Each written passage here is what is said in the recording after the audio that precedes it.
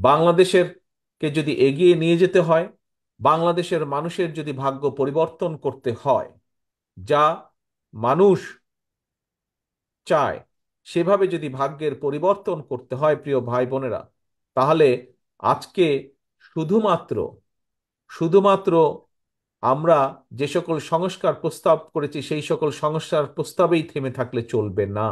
রাজনৈতিক অধিকার যে অর্জন, সেই অধিকার অর্জন যেমন আমাদেরকে করতে হবে, একইভাবে আমাদেরকে জনগণের অর্থনৈতিক যে মুক্তি, সেটির ব্যাপারেও আমাদেরকে চিন্তা করতে হবে।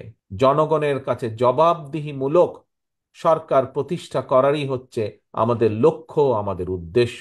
এবং সেজন্যই এত ত্যাগ, এত তিতিক্ষা, এত সংগ্রাম, এত আন্দোলন।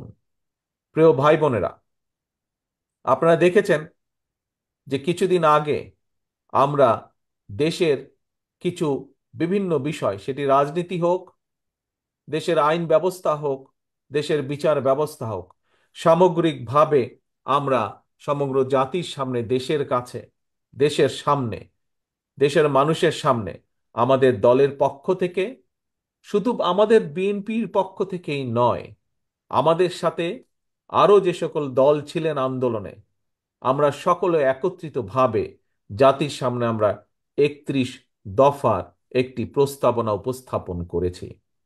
31 দফার মধ্যে অনেকগুলো বিষয় আছে। এর ভিতরে আপনারা এইগুলো দেখেছেন। আজকে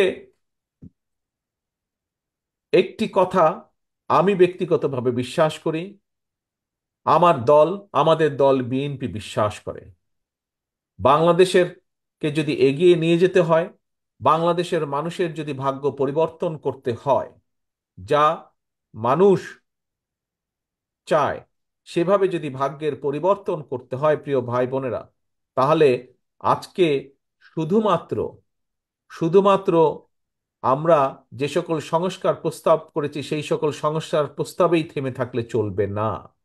আমাদেরকে সেই সাথে বাংলাদেশের মানুষের রাজনৈতিক রাজনৈতিক অধিকার যে অর্জন, সেই অধিকার অর্জন যেমন আমাদেরকে করতে হবে, একইভাবে আমাদেরকে জনগণের অর্থনৈতিক যে মুক্তি, সেটির ব্যাপারেও আমাদেরকে চিন্তা করতে হবে।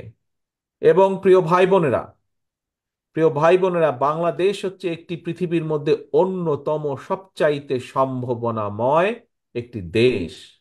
বাংলাদেশের মানুষ পৃথিবীর সম্ভাবনাময় একটি জাতি। কাজেই আজকে এবং আগামী দিনে আমরা যদি সঠিকভাবে সঠিক কাজটি করতে সক্ষম হই, তাহলে অবশ্যই একদিকে যেরকম দেশের রাজনৈতিক মুক্তি অর্জন করতে আমরা সক্ষম হব, ঠিক একইভাবে দেশের মানুষের অর্থনৈতিক মুক্তিও আমরা অর্জন করতে সক্ষম হব। কারণ শুধু রাজনৈতিক মুক্তি অর্জন করলেই আমাদের সম্পূর্ণ মুক্তি আসবে না। রাজনৈতিক মুক্তি অর্জনের পাশাপাশি এটিকে ফলপ্রসূ করতে হলে, এটির সুফল পেতে হলে আমাদেরকে অবশ্যই পাশাপাশি জনগণের অর্থনৈতিক মুক্তি অর্জনের পথ বা উপায় বাতলাতে হবে।